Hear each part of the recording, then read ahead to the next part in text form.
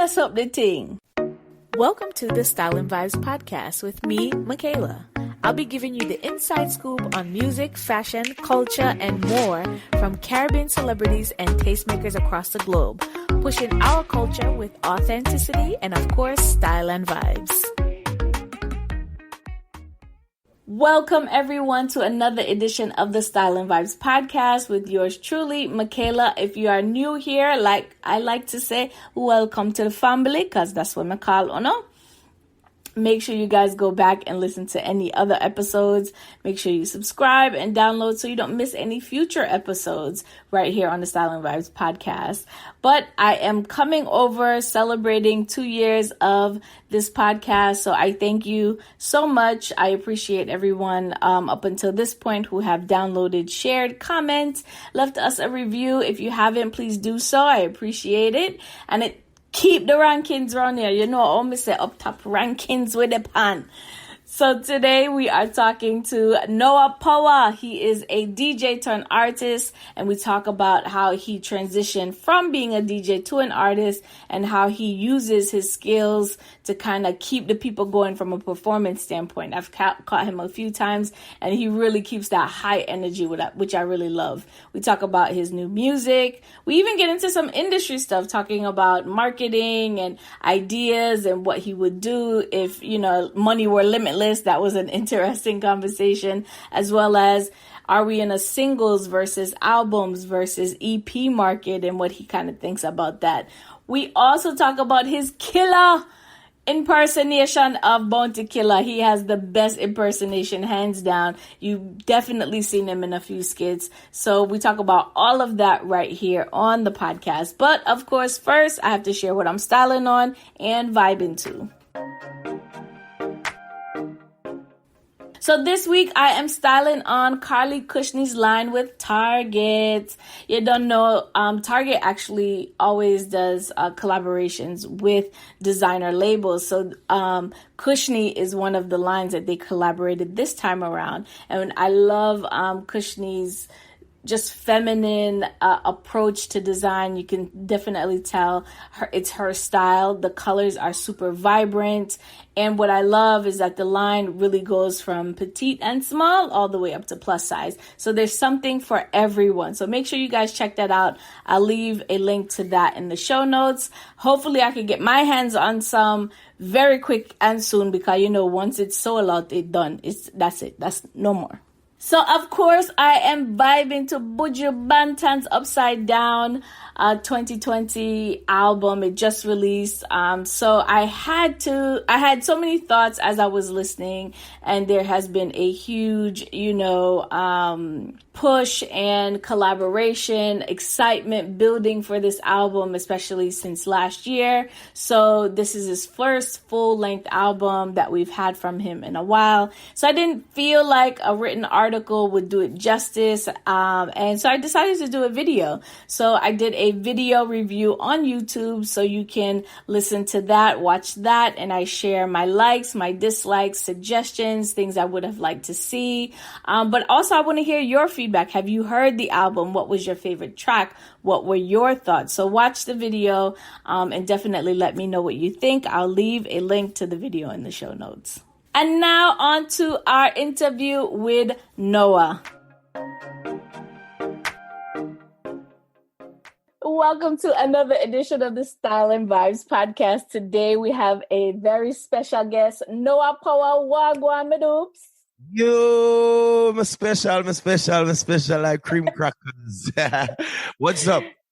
How are you today in these COVID times? I'm feeling great, just here chilling with the kids and stuff, and, taking life one day at a time or one step at a time. So how have you been coping as an artist, being home now, everything kind of being remote during these times for the last few months? Well, I mean, I keep my spirit high, and I just do what I'm supposed to be doing, which is still promoting myself. Still, you have to work with what's going on. If you cannot go outside and it's social media the way to go, and Zoom interviews and all these Instagram live. You have to keep up with it. And, the part where you used to travel and making money, you just have to just take that off of your mind for now. Because the more you think about it, the more you get stressed knowing that you're not making any money. So I'm grateful to know that, I've been saving so I could take care of my mortgage and still take care of my kids them same way until God said it's time to work again and start making some money. Then that's what it is. We just have to just go and work with the process, which is just doing Instagram and Zoom and all these things. So I don't really put a lot of the stress on my head, not working outside of being in the house. So do you think it has made you personally a little bit more creative? Have you kind of taken a step back to reevaluate how you approach your career or looking at things differently? Tell me a little bit if that is the case with you. Well, I mean, most of what I'm doing right now, differently from the interviews and the Zoom and all this stuff, is something that we've been doing. Like, I used to play on radio station, so I always used to be on live, playing on the radio and people watching on the live also if you don't have the radio app. So, the music part of it and the social media is something that we've been doing. But yes, it kind of teach me a lot more, you understand? And you get to meet actually more people from different countries and all that stuff that you wasn't reaching, physically. So yes, it helps out a lot. So it could be bad and it could be good at the same time. So tell me about your transition as a selector turned DJ. Like, how did that come about? Did you just say, like, we can do this, plenty of people can do this? Or was it something that you've always wanted to do? Well, I mean, it's something that I'm always doing. Like, I'm always singing before I've been doing the selecting. It wasn't working out at that point. So, I just said, let me try something else. So I tried the selecting and, it was very successful for me. So I just used that as, a next help to help the artist side of it. And, you do a couple songs and it never work out and you just keep on doing and doing until you finally get 1, 2, 3 hit songs. And then it's like, all right, I think it's time now to take this a little bit more serious and put more effort in me being an artist. So what was the song, do you think, that made you kind of say, yeah, I think I can do this and make, to be completely honest, I feel like you can go back and forth. You're one of the personalities that I feel could easily go back into DJing, being an artist and being a personality. Like that all is all encompassing when I think of who you are and your personality. Like what do you think was that pivotal point that said, okay, I got do the artist thing? Well, I used to do a lot of remixes. So I have this Ed Sheeran remix that I did. When your man not touch you like him used to before.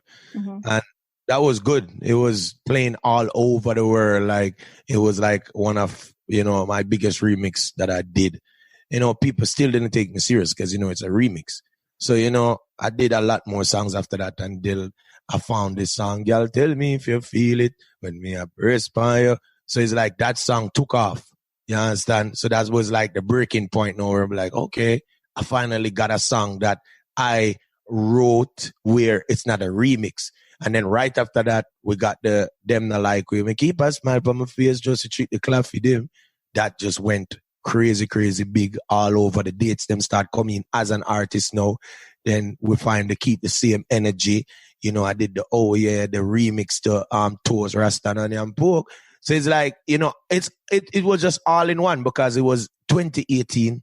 All of these songs came out at like months after months. So it's like everything just happened one time. And then, you start getting the phone calls, your manager start getting the phone calls for the bookings as an artist for all these islands that you dream to go and you've never been there before as a selector. You understand? And, that's where you're like, okay, this is it. The money is even sweeter. Do you think you would kind of combine the two and do both, or do you still do? I mean, I've mostly seen you now just staying in the performing lane, but do you see that as something that you could kind of do both? Well, I do both. Yeah. It's just that before the COVID, a lot of people was just booking for more performance. As I said, I have the songs. You understand? I have the songs. I could do a good 30, 35 minutes on a stage. You understand? If you watch Sumfest, if you watch Best of the Best, if you watch any of my performances, it's fun. I put in work and the next thing that people have to know, remember, as an artist, any artist, every artist, you need to learn to put some of the DJ skills in your performance.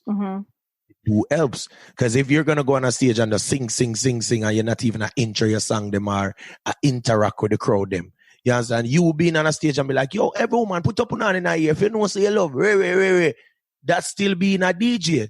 You understand? So it still comes right back round to me performing on a stage and still doing the DJ stuff, because in my performance when I'm performing, right, I space out my songs. So it's like before I sing Rasta and Pork, I will play the toast and I will intro it as a selector, and then when it drop, and then my selector now mixing the rhythm for Rasta and Pork. So it's still something that we incorporate in the performance. And I know you see a lot of artists do that, like Mr. Vegas, Beanie Man. They play songs in their sets. And so it's like it's an ingrown thing. It's not gonna go anywhere. So I'm gonna do both, but at the same time, you have to focus on the one that really, bringing in the real piece of paper.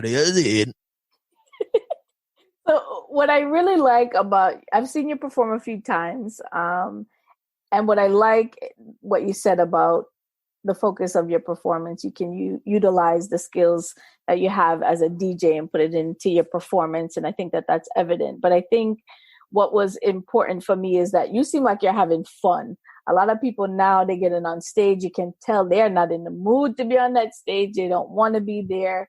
And people feed off that energy. So I think personally, I see a lack of fun from a stage performance perspective. You can tell the people that just come and take them bag of money and sing 2 songs and just leave out.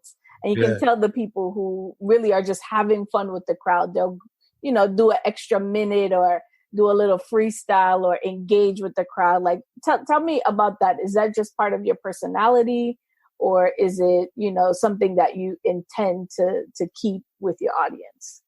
Well, it's a part of my personality, and at the same time, it's the love for music. You understand? And it's the love for the fans also, because a lot of my performance, you're not going to see it. A lot of people in our circle is not going to see it because it's in the island, and it's just maybe a booking that Noah Powa is on. You understand? And it's a sold out crowd.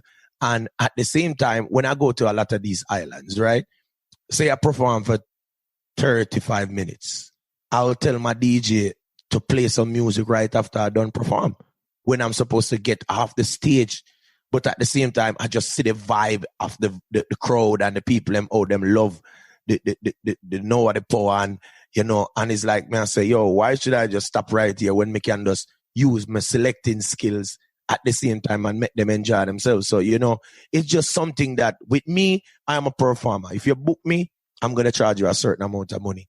And at the same time, if you cry about the price, this is what I'm going to let you know. You're booking an entertainer. You're booking somebody who is going to come and entertain the people. And don't book me with 6, 7, 8 sounds. Even if I'm a DJ and a selector, don't book me with 8, 9 sounds, because you cannot pay me a certain amount of money and then you expect me to come play 30 minutes. If you understand what I mean. So if I'm saying more than $5,000, Zane, why am I taking your $5,000 to complete 30 minutes? I don't want your $5,000. You understand? You know why? Because 30 minutes cannot prove what I could do. At the same time, I want your $5,000, but I want to perform at the best so I could get more $5,000. And this is stuff that people don't look at. They just look at, yo, may I get the money. But at the same time, them now look and say, yo, you're not going to get to perform as you're supposed to perform as a selector or whatever. So it's just my personality and the love of the people and the love of the music. You understand that? And once the people are there and they're having fun, I'm gonna have fun too. I'm not the one to go sit in no VIP and just watch what. Nah, more out there and have fun with the people. Fun and quality. I like that. So a lot of people, especially on Instagram, they know you're Bounty Killer impersonation. Rose. Yeah, I forgive me. I look a sample. Huh, you know it's Michaela Rose with the sexy pose. Got a long nose. I am dead, Lord Jesus. Tell me about that. Like, how was he someone that you just always impersonated? Because it's spot on. Yeah, from I'm younger, but I'm a DJ, so I always I impersonate Bunty. I don't know where the voice come from. If me know, if me tell you, I would be lying. I think it's just something that me just master from a younger age, and it's just here. Me can't tell you if I just practice or how me get it, but it's just here. Mm. And I've seen that you've collaborated with people doing like clips and snips of videos, whether it's Haitian V, I think, Major Hype. Like, how do those collaborations come about? I know you guys are probably alone or live in Brooklyn, so Major Hype not anymore. But how did those collaborations kind of come about? I mean, a lot of times ideas just come to me, and I see who the next character fits. You understand? So even with the Bounty Killer and Winford, the Birdman skit, I had that skit when it just came out, and I was like, yo, Major is the right person because Major can do the Winford voice. Good. Mm-hmm. Just link up and we just make that happen. Asian V, sometimes when I see a video happen, maybe it's because we're just right there at the time. My brain is kind of quick when it comes to skits, so I'll just make a skit right on the spot. I'll just see something, I'll be like, yo, that would make people laugh. Yo, I'm going to do it now. So it's not even a planting sometimes. It's just happen. Mm-hmm. So tell me more about what you have coming up in terms of musically speaking. What's going on now and what you have? Well, we just dropped the single, Spend Enough Money. That's doing great. I would love if it could do greater. You understand? So people can stream the song, download the song, DJs can play the song. That Spend Enough Money by Noah Powa. The video is coming soon. It's also going to be on Reggae Gold 2020. Yeah, and we have a music video for it also that's going to drop around that time. And we just dropped Comfort. Comfort was on Strictly the Best. So it dropped as a single, and the video is also on YouTube. Noah Powa Vivo right now. Comfort, No Stress. But we also released a bonus track with No Stress called Comfort. They both doing good for the ladies them, but No Stress is the lead track, and we have a video for that right now on Noah Powa Vivo. And I'm finishing up my EP. I have an EP. I'm still figuring out when I'm going to drop this EP, whether it's August, September, October, or on my birthday or something. I don't know, but I think it's going to be a beautiful body of work. I have a lot of great features on it also. So I notice a lot of artists are going the EP route versus a full-length album. And I'm seeing it as kind of a trend to kind of, especially if you haven't done a full album yet. But talk to me about the singles versus EP versus album strategy. Do you think that is serving dancehall, or is it hindering? Or it's not one or the other? Well, as an artist, remember, we do a lot of songs. We get a lot of beats. We get, a lot of stuff to work on. So we drop in singles sometimes, is because we probably voice for a producer. And that producer is putting out music every day. You understand? So those are the singles then where you say, all right, boom, people take them singles and blah, blah, blah. Unless you find a big single now where it's doing so great. You say, all right, I'm doing a project, so let me put this one as the lead track because people know this one is very popular. You understand? So my project that I'm working on, I'm not putting any songs that people know already. I'm not keep the same energy, know them the like we, no spend, none of that. I'm putting a EP out. So a EP, sometimes EP is just like an album, it's just a name. You understand? You just give it a name because sometimes you look at it like, yo, album, blah, blah, blah, sometimes you need a label behind the album for help push it unless you're going to do it yourself and spend all this money to market it. You understand? So a lot of times they just said EP because they want to put less songs. That's what I think. You understand? You doing an EP, you figure, say, if I put out an EP because it named EP, it just gonna have 5 songs. You understand? And then an album now, you have a 20 song like where I go on right now with all these albums, and you can have 15 songs depending on the artist. So EP, I just have a body of work that I just have a bunch of songs put down. Maybe I demo a lot of these songs because I build these songs for an album or an EP, I should say. So then, when it's time for me to put out a project now, I was like, all right, let me see who I could get on this song, who I could, get to sing a verse on this song or whatever. And then we just decide, say, yo, we're going to drop the project here because these are songs that we have that we didn't even put out. But we still have over 20, 30 songs, seeing we sit down on. So that's where EP sometimes comes in, because a man just have songs just put down and we say, all right, I'm going to just give our fans them a body of work where we have some songs where, we're not going to release as a single where everybody are going to fight for year or say, yo, no man not play my song. No, so you just give your fans them something to them can go download a whole 6, 7, 8 songs from you and just listen. You can say, yo, I love these or whatever.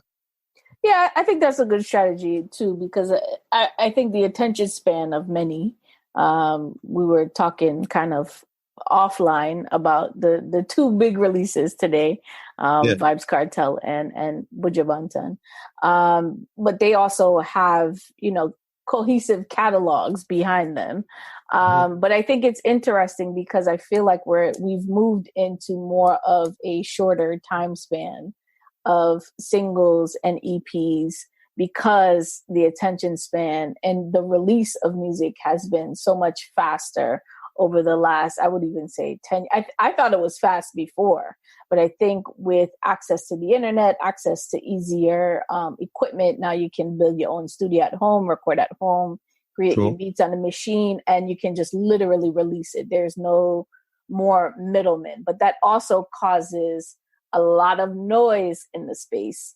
I think your personality helps you stand out, but how do you stand out in a crowd of a plethora of music that's being released? And I'm not saying, good music is being released. I'm just saying a lot of it is being released. Well, as we're saying, is the attention. That's like it's a lot of music releasing. A lot of good music is getting lost in the system. As of so much music that's releasing at the same time. So, I'm over here sitting down thinking, when I'm going to release this EP, when I'm going to release in this EP, I don't want to release it on this date. I don't want to release it on that date. But at the same time, as what you said, music is just releasing like crazy. So I might sit here thinking that next month on that Friday is going to be the great day to release it. And then, bam, you just see 3 albums, 3 EP, I drop the same day. You understand? Because you don't know when somebody gonna drop something. Because music is so much artists nowadays. It's so much artists. You understand? And everybody have them own fan base, so you can't count out no. Because say, Cyclone also released an album. You understand? So it's Buju, Cyclone, Cartel, and I'm featured on Cyclone album. I'm the only on this album, right? So look at that. How much people know who Cyclone is? I feel like he benefited from releasing today because I didn't know who he was until today. I'm like, oh, this other guy's releasing something too. Yes, that's what I'm saying. So, and number 3, he's number 3 on the reggae chart with Buju and Cartel. Like, Buju number 1, Cartel 2, and he's number 3. So at the same time, you as an artist, you just got to build your fan base and pray that when you release your stuff, your fans could push it so other fans could see it. That's not your fans, and they becomes a fan of you because of the good music that they heard from you. So that's why I'm trying to put out music that makes sense. So if you didn't know about Noah Power, once you listen to a song, you'll be like, oh my God, this song is so beautiful. You know, I know who Noah Power is now. You understand? So I don't feel no way about people dropping music. You know, you just gotta just be consistent as an artist. If you put out something and you know that it's a good song or it's a good project, it didn't work the way you wanted to, you can still keep pushing it, or you can just move on to the next one at a certain time, because this is how the fans them stay, them attached to what they want to be attached to. And the DJs them play where them feel like them want to play, unless the song just come out and just be one of them lucky songs that will just bust one time. So you as an artist just got to be consistent and focus on your craft, focus on your content, and not because you see everybody out there I do in your throat and dig out your belly and ray, you gonna follow them people because you feel like that's what's working. That's what's working for them. You understand? That's their image. You understand? I'm not gonna get up and sing about gun and killing people and ray because that's not my image. You understand? So I stick to what I know. People always say, oh no, you always do them look a sad bad mind song there and ray and someone motivate people a certain way, but them not understand. Even if me do one and it not catch, and next one I go catch. And if the one didn't catch, at least me still have people out there that's listening, and I'm inspiring these people and motivating them.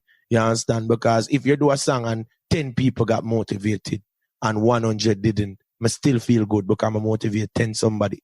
Yeah.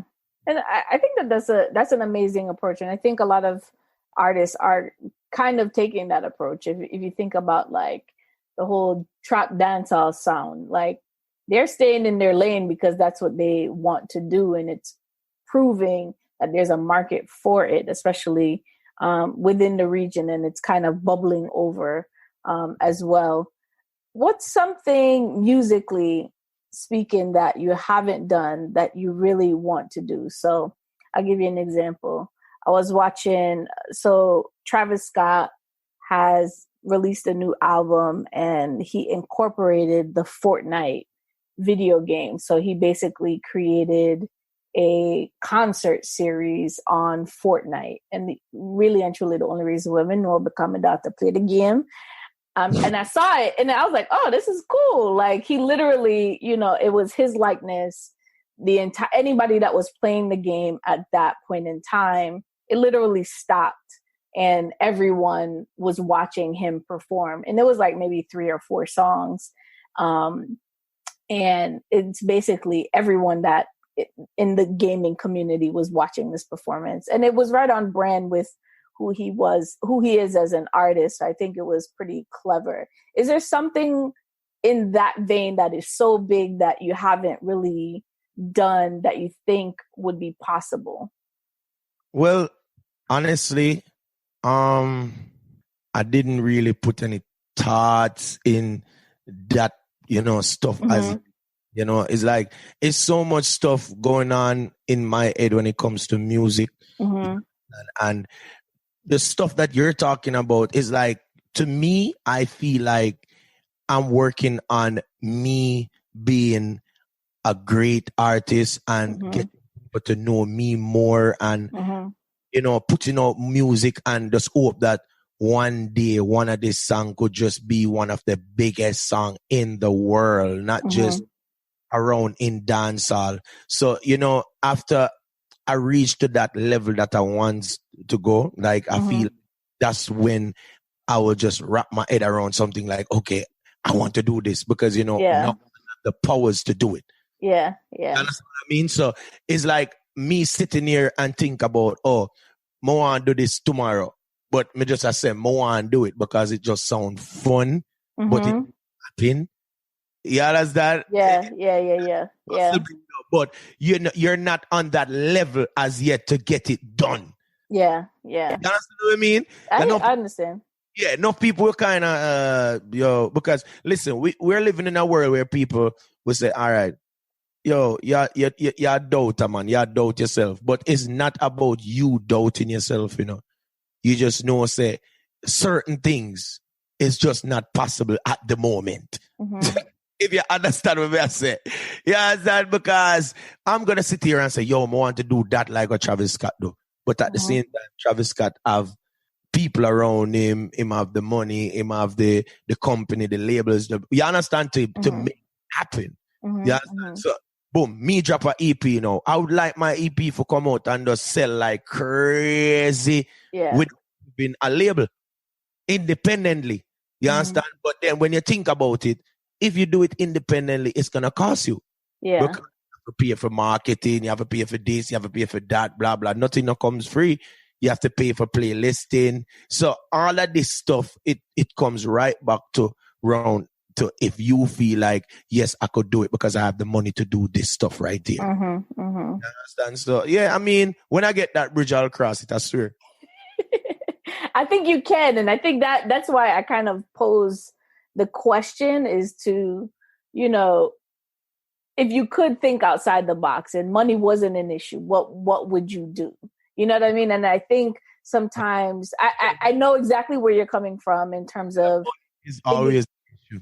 What happened? Money is always an issue, yes. Money is always the issue. When it comes to music, you see, this is how this stuff works, Makila. You see, if you're an artist, if you're not willing to pay the money out of your pocket, you're going to have somebody going to come to you and said, I need 50% of everything you make. So you have to sacrifice. So it's either you put up your money or you sacrifice your percentage. And these people is not asking for 10, 20% of anything if they're going to do anything for you. Yep. You understand? So it's always something. So, but don't get me wrong. So if you're listening to this, I am not a non-believer. I am not a doubter. I'm not saying whatever Makila is asking me, it's impossible. I'm just saying, I think that if I'm going to wrap my brain around something that I really want to do when I never did before, and it takes a lot to do it, I want to know that when I put my mind to do it and say, yo, this is what I want to do, then I can make the step to do it. No, I'm not discounting the response. I think I just wanted to pose it to see, you know, it might inspire someone to kind of think that way. And I think that creativity is important. And I totally understand the money is definitely a thing. And I think people don't really understand how much money it really does take to create a sound, create consistency, branding. Like, even though all these things are very accessible and compared to what they cost 10, 15, 20 years ago, it still costs. And I think we don't talk, especially as artists don't really talk enough about the personal investment. Managers don't really talk about their investment in artists. And people don't really understand how much you put, even if it's an independent project, photo shoots, video equipment, you know, paying someone to, like you said, the playlisting, the ads, the branding, all of that stuff really does take a portion of the budget. And the music has become such a much smaller part of the actual process. So we lose sight a lot of the business of music versus the music. And a lot of artists think that they can just do music and someone will find them and their career will take off because they're just that talented. But I think there are more talented people than there are entertainers and artists who people like truly value. So I think it's not to discount anything that you said. So I totally understand. Yep. I guess that wraps it up. Well, thank you so much. It was so fun having you. Please tell the people them where to find you. And I hope I wasn't that complicated, okay? No, you were not complicated at all. This was fun. I gotta have you back. I mean, no, so when Chelsea listen to this, Chelsea I gotta say, come on, no, I had never after you could have make up something, you know, but no, but that's how this is I think the purpose of having long conversations. You can go on radio and talk for 5 minutes about what you're promoting later. The beauty of having a podcast is you can go back and listen and take this piece and take that piece, and people really can understand who you are as a person versus the short snippets that they see either in Instagram or here on radio. So it's important to have these conversations out loud. And I think, I'm looking forward to seeing more of you and having you back here on the podcast. I think in interviews, people tend to answer what they want people to hear, to lie to people, like artists or anybody. You understand? And I feel like I'm kind of technical when it comes to certain stuff because, I feel like I'm a realist. You understand? And everybody, like people always ask me, where you see yourself in 5 years? And that question is always so hard for me to answer, if you understand what I mean. Because, I think those questions is something that we been hearing from we were a child. What do you want to be when you grow up? Where you see yourself in 5 years? Where you see yourself in 10 years? You understand? And the reality of it, we don't see ourselves being this and being that in 10 years or 5 years, because we don't know the future may hold. Mm-hmm. Everything is about you work for whatever you think you want to be in 5 years. Mm-hmm. But that doesn't mean through your work and you work so hard, it's going to happen. You understand? Because like you go to college, you get a degree, you get a master's, and you still sit on your yard 2-3 years and look work and you can't get no work. Mm-hmm. And it do happens, wrong or right? A lot of times, yes. More often than not. Yeah. And what happened? You there thinking like, oh my God, I did all these times in college and blah, blah, blah. So, my thing is this, I'm not saying you can't dream. We can all be a dreamer, but don't dream and don't work. You understand? You have to work while you dream. You understand? And if you want that dream to come through, you have to work hard, but that it doesn't necessarily mean it's going to come through even if you work hard. Yeah. But my thing is, I just take life one day at a time, continue doing me, continue working hard, continue being a great person, and just see what's going to happen in the next 5 years. You understand? Because in reality, we all could say, yo, I want to be a doctor in the next 5 years. We all could say we want this and that. We all could say we want to buy a house in the next 5 years. You understand what I say? Yeah. But at the same time, we credit no good. What we are going to do for fix we credit in the next 5 years? So your credit costs 20 grand for fix. But the job where you have right now and all of the responsibilities, you can't find a full 20 grand there. You understand? So it's like, if you really think about them thing here, enough people, them all say, oh man, you're being too technical, right? But it's just facts. It's facts, yeah. That's life. That's the daily struggles. Yeah. I think we dream to keep us going, but like you said, the one foot in front of the other, the work, and you can still put in all the work and all the effort and it's still not aligned.